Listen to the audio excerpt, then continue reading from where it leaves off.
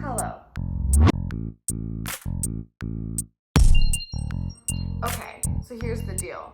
We've been in quarantine. We've been dealing with this pandemic for a little over March, April. We have been in quarantine. We've been dealing with this pandemic for almost 6 months now. That's half a year, babe. That's awful. And in that time, have I been doing anything productive? I guess it depends on what you think productive is. I have read 50 books since we've been in quarantine. All right? 50 books. And yes, I do think that's an accomplishment. If I had read 50 books this whole year, I would have said that that was a pretty good job. But 50 books in 6 months is maybe too many books. I was excited to get back to some kind of routine. I was excited to get back to some kind of normalcy. And then my plans went out the window. And so now, I don't know what I'm gonna do, but I'll probably keep reading.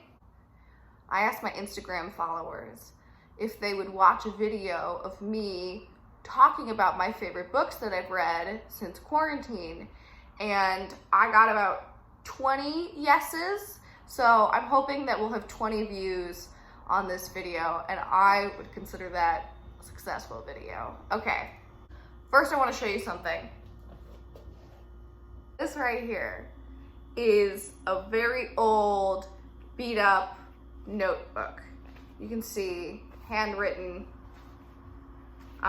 This is my book log. Basically, I have had it for about 13 years. In fact, I think we're coming up on an anniversary. That's right, my first reading entry was August 17th, 2007. So yeah, like in 10 days, it'll be 13 years that I've kept this book log. And I have written down every book that I have read cover to cover since that time. There are well over 600 entries in this book log. I remember all of them, and I have a lot of knowledge about these books that I don't know what to do with or where to put it. So I'm hoping that by sharing the stuff that I liked, you know, maybe we can create meaning out of this horrible hellscape of a world. Okay, so let's crack this open. Let's try to remember what I even read this year, and pull out a few of my favorites.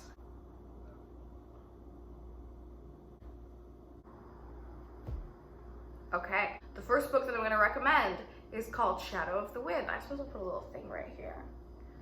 The Shadow of the Wind by Carlos Ruiz Zafon. I think I'm pronouncing that correctly. This book, I believe, was originally written in Spanish in the early 2000s and was translated into English, which is how I read it. This book takes place in Barcelona. It's a story about a young boy who discovers a book and that he's intrigued by, and an author with a mysterious past, and it kind of leads us through this whole mystery about this wealthy family from Barcelona and the skeletons in their closet. I loved it because it was so, I don't know, there was so much symbolism, and the writing was so lyrical and lovely. You know, it's one of those books that feels very magical or fantastical, even though there's no magic or anything, any kind of fantasy elements in it. It just sort of has that sort of sparkling quality to it. I recommend this one to anybody. And speaking of wealthy families with skeletons in the closet, another book I read this year was called The Majesties by Tiffany Tsao. This one follows a pair of sisters who come from a very wealthy family in Indonesia, and them reckoning with the things, the corruption, and the ways that they've gotten their wealth. This one is more of a thriller, so you can definitely expect a twist at the end. So if you read or watched Crazy Rich Asians and then thought to yourself, oh, I like that, but I wish there was more murder, then The Majesties is for you. Let's get to some fantasy. I love magic. I love magic, I love witchcraft, I love, you know, like any book that kind of has a map at the beginning of like a different world. That's my jam. I'm gonna recommend a couple of the fantasy books that I read. Okay, so the first one is Terry Pratchett's Going Postal. This is kind of my first foray into the Terry Pratchett Discworld series, which if you don't know is like, I think it's like 30 something books long. But they don't all follow the same characters, they all just kind of take place in the same fantasy world. I really enjoyed this book. I thought the characters were so clever, the writing style was witty and quick, and it had this really good message about public service and what it means and what it, you know, what the value of it is, especially in the face of corporate greed. When I was reading this, I had to go back and look up when this book was written, and it was, I forget it now, but it was definitely written before 2007. Like, I swear to God, there were moments when he was directly referencing the 2008 financial crisis. He kept talking about this group of men, you know, making decisions for this company and how it had built this bubble, and that once the bubble collapsed, it was gonna tank the economy and it was gonna be too big to fail. I mean, I was like, Terry Pratchett was talking about this well before it happened. I mean, like, if you had told me that this book was written in 2009, in the aftermath of the financial crisis, I would have said that makes total sense, because that's exactly what it's dealing with. The fact that it was written beforehand at like the height of the Bush era, and he basically predicted the downfall, I don't know, maybe it's like history repeats itself or something. Because if these people can just consistently get away with it, and people know about it, people watch them do it, why are we still letting them get away with it? Moving on, the other fantasy series that I wanted to recommend was V.E. Schwab's A Darker Shade of Magic. This is a trilogy, and it takes place over 4 different Londons. There are 4 different dimensions, and in each dimension, in each world, there is a city called London. And they don't have a whole lot in common. They're not the same layout. They don't speak the same language. They don't have the same culture. But they are all named London. And there are certain people that can travel in between each London. So there's Grey London, which is our world London. And this takes place in the early 19th century. So, you know, think like stovetop hats and umpire waists. There's Red London, which is like a flourishing magical kingdom. White London, which is a dying, declining magical kingdom. And Black London, which is like a post-apocalyptic nightmare. I like this series because, like a lot of fantasy series, it kind of has this great cast of characters, all of whom have different abilities. They have to work together. They have to build relationships with one another in order to defeat the big bad, right?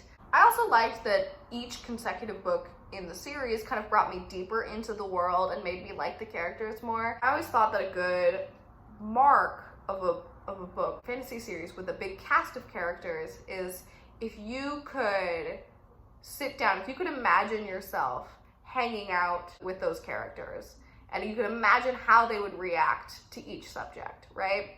If you think to yourself, I would hang out with these people if all we were doing was reading from a phone book, that's all you really want, right? Especially when you're in quarantine and you can't see any of your friends. Now I'm gonna recommend a couple sort of fun summer reads, right? Good things to read when the weather's getting warmer and you want to sit outside and maybe go to the beach in a socially distant way and always wearing your mask. The first one I'm going to recommend is Little Fires Everywhere by Celeste. This book got a lot of hype because, you know, it was picked up for a series, I want to say HBO, I don't know, but it's a TV series. I didn't see the TV series. It's got Reese Witherspoon and Kerry Washington in it. What I liked about reading the book, however, was that it was really intriguing right from the start. There's kind of a mystery at the heart of all of this. There's always some question that remains unanswered that keeps you turning the pages.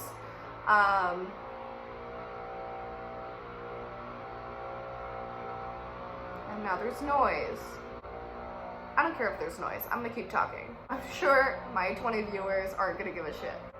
Anyway, I just thought, you know, there's this big moral quandary at the heart of this. And I think the book really helps you to see both sides of the case and really leaves it up to the reader to decide how they would act or how they would respond in that situation. And I'm really intrigued. I would love to talk about this with someone to see where they think they fall. Which side of the debate do you fall on? I'm really curious. This is a pretty quick read. It didn't take very long. I think it was only like 200 something pages, so give it a go. Okay, speaking of cute summer reads, I have to recommend a romance novel, right? Like, I have to. I'm gonna recommend Red, White, and Royal Blue by Casey McQuiston. McQuiston? Yeah, I said that right. I hope.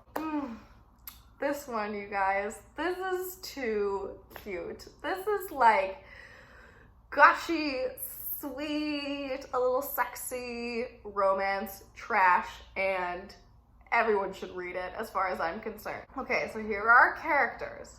The son of the President of the United States.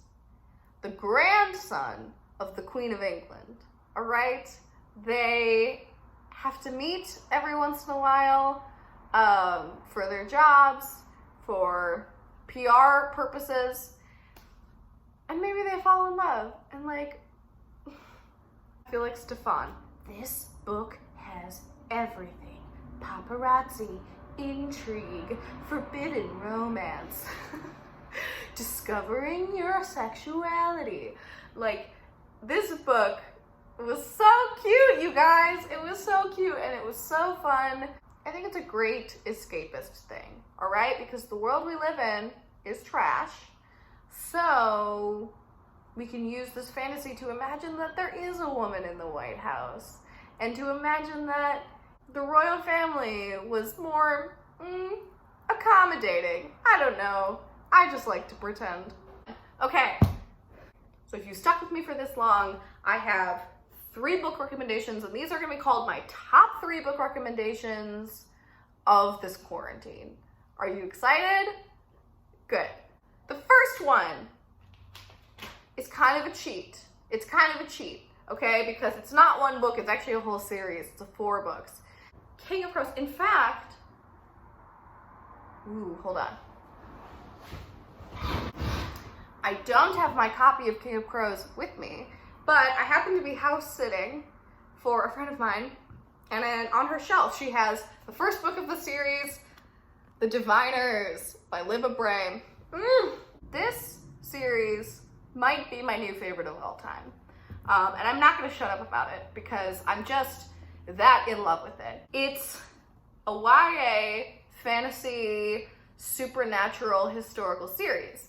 It takes place in 1920s New York. There is a cast of characters who all come from different backgrounds and who all happen to have like supernatural powers. They come together to figure out, you know, why there's been a rise of hauntings sort of in their time. It largely deals with themes about what it means to be American, especially at a time where the United States is very isolationist and the rise of fascism is a big deal, and I wouldn't know what that's like. This book, since I've read it, has become so timely and so important.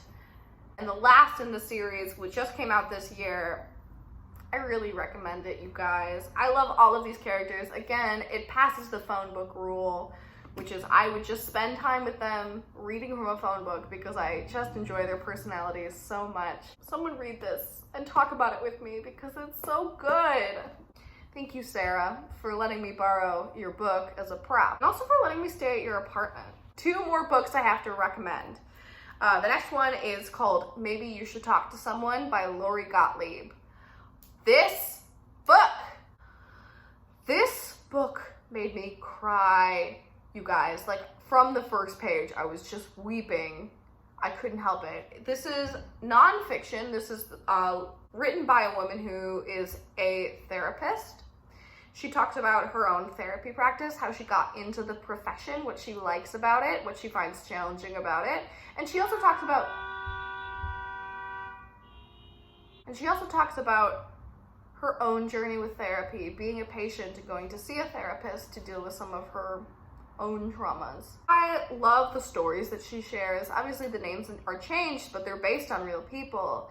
And, you know, you get to see why each person goes to therapy, what they get out of it, what the purpose of it is, and to see how much they grow through the practice. I think if this book makes you realize that you want to go to therapy too, I don't think that would be a bad thing. Otherwise, I think just reading it kind of was a therapeutic practice in a way, was a healing thing, which is good.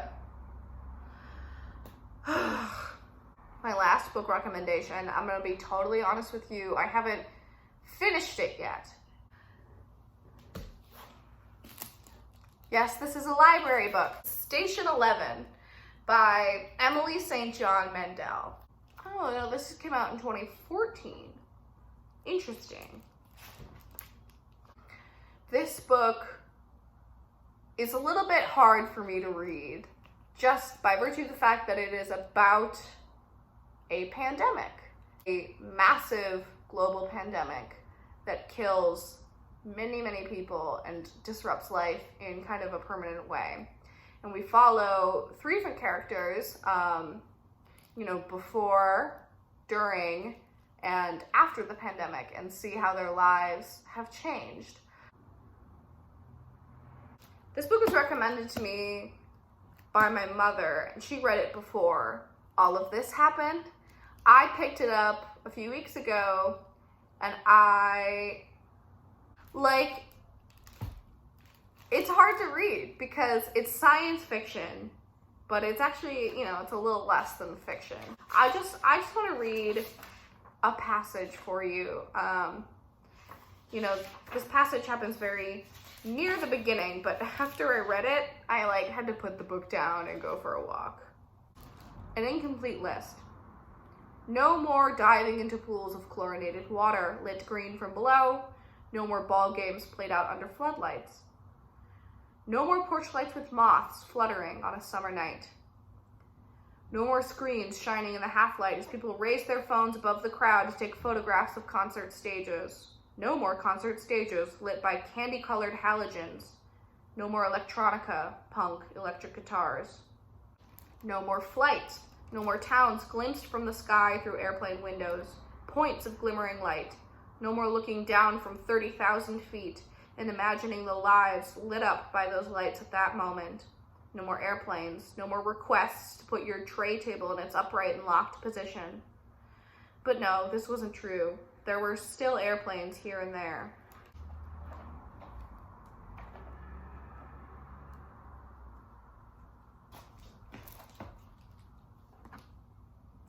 There are portions of this that describe the initial panic that ensued when the news broke about the virus, about people filling up shopping carts and taping plastic over the vents and refusing to leave their houses. And yeah, I think something about that hit a little close to home. I haven't quite finished it yet just because I'm kind of taking it one chapter at a time and not binging it like I normally would, because it's kind of, I don't know, a lot to deal with.